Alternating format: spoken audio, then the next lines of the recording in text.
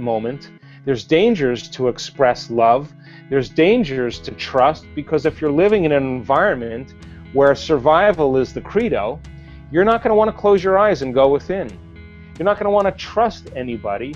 You know, this is not a time really to relax. This is a time to be vigilant. So then people they can intellectually understand it, but they can't get to that level because they're always perceiving their environment as the jungle. So when we begin to overcome those emotions of stress that are highly addictive, the body is no longer being tormented like an addict. That is when the body starts to liberate energy, and that's when our heart starts to open, and that's when we start to believe in possibility again. So if our personality creates our personal reality, we make a decision first.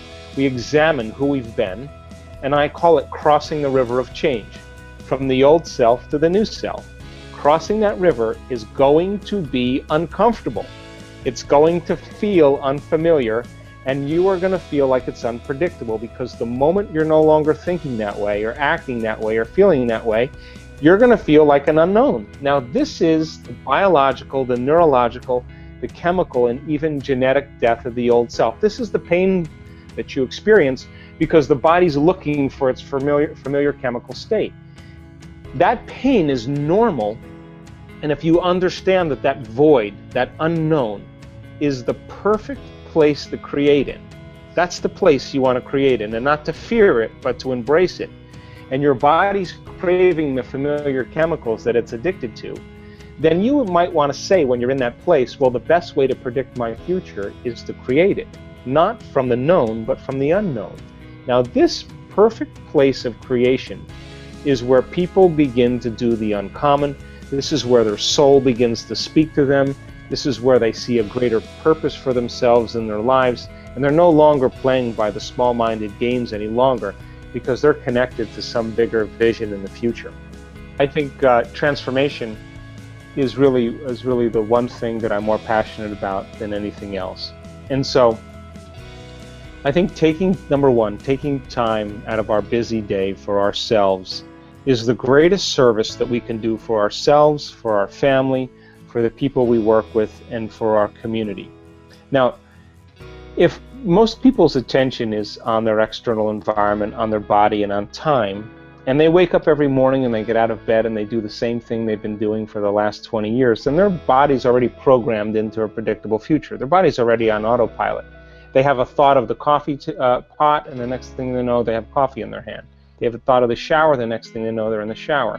They have a thought about going to work, the next thing they know, they're in the car. So their body is following their mind.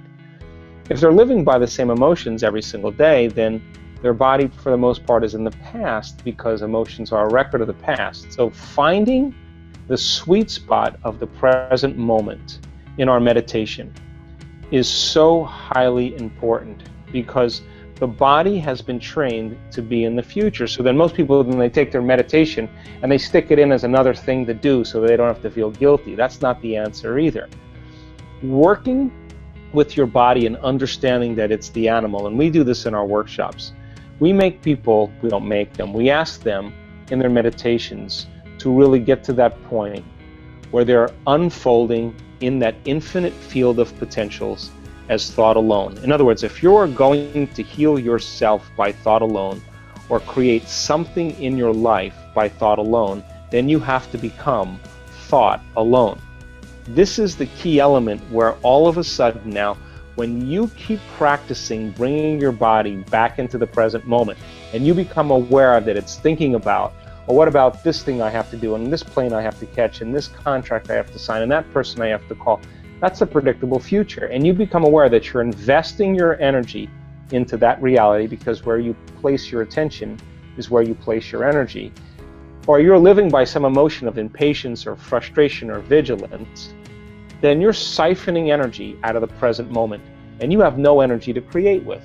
So every time you become conscious that you're moving out of the present moment, and just like riding an unbridled stallion, every time you bring that body back into the present moment, and you relax it back down into the present moment, and you surrender into nothing, every time you do that, you're reconditioning your body to a new mind. In other words, you're not allowing your body to become the mind. Now, people will say, well, that's going to take a lot of work. And I say to them, well, what's the alternative? What do you want to do? You want to do drugs? I mean, nothing is going to help you to get to the present moment but you. And if you practice being present every single day in your meditations, you will be more present in your life and less preoccupied with that worst case scenario, that moment where something could go wrong, and living by those hormones of stress. And your body then finally starts to trust you. And when your body finally starts to trust you is the moment it's not worried about the unknown. The unknown is no longer dangerous. The unknown is actually an adventure. So we do the work in teaching people how to find the present moment. And when they begin to distinguish between when you're present and when you're not present, and they're able to do that well enough, they'll know the moment it's time to create. Now, this funny thing happens if you really lock into the present moment. All the things you thought you wanted, you no longer want, because you feel so whole in that moment, it's impossible to want. Now, that's when duality begins to unify, and that's the moment now where you're no longer living in polarity. I call that the natural state of being. And so finding the present moment is one of the key elements that we use. Once you find the present moment, then the next step is to teach your brain and body emotionally what a new future is going to feel like. In order for you to do that, or in order for us to do that, we have to become conscious about how unconscious we are. And we've been talking about that. The more you don't allow that thought, that behavior, that emotion to slip by your awareness, the more prone you are to be Gandalf on the bridge. And that monster that he was facing symbolically was all of his energy that was invested in the ego and in the old self. And when the God within us stands up and says, "You may not pass ever again," that's the moment that the soul begins to speak. And so we do the work every day to present ourselves as a greater expression of ourselves every day. And in the beginning, it will feel unnatural, it will feel uncomfortable, but I swear there's been hundreds of people, once they start seeing the effects and they find true joy within them because they're pleased with themselves and they got beyond themselves. I mean, in the brain scans that we studied with people, I can tell you that when people get beyond themselves, they are so incredibly powerful. The self that's attached to the emotional body, that's attached to the pain, that's attached to the past. And then, by the way, they tell the story based on those emotions. And Scientific American said 3 months ago that 50% of everything that people talk about in their past is a lie. It's not the truth, because they have a different brain today than they did at the time of the event. So getting people beyond their past, I think, and getting them into the present moment begins to liberate the most amount of energy. I think people are beginning around the world to wake up to the idea that the illusion is becoming so obvious. I mean, every single paradigm right now is collapsing, whether it's the political model, the economic model, the religious model, the medical model, the educational model, the environment. Everything's collapsing right now because it cannot function on the old laws of the old paradigm. Something new has to be created. So then, how do we begin to become supernatural? We have to begin to do what's unnatural. And when everybody else is in lack and in poverty, that is the time to give. When everybody else is in fear and worried, that's the time to demonstrate courage. When everybody else is judging and warring, that's the time to show love and compassion. And if we keep doing the unnaturals long enough, sooner or later we'll begin to become supernatural. So our soul's journey then is to really to step out of the quagmire and the limited beliefs and perceptions that keep us playing in this limited realm, this limited density, where we are matter trying to change matter. Once we get a taste of the divine, and that divine, again, we've measured this over and over again.